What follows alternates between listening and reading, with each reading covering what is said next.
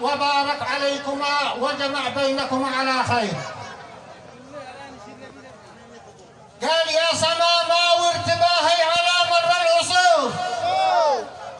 يا سماما وارتباهي على مر العصور، واعلني من برج ايفل وبرج القاهرة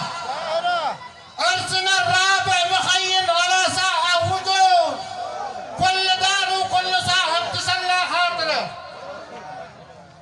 والحلاوة دام وعد الفرح دام السرور،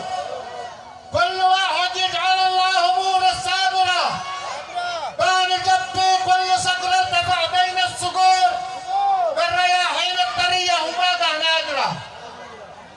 وارحبوا يا ضيف ما هاجت امواج البحور، مرحبا وافد عصابي يظل الصابرة، يا معالي الرجولة ومحزم الجسور، كم تشرفنا الضيوف اللي معانا حاضرة، وسلامتكم.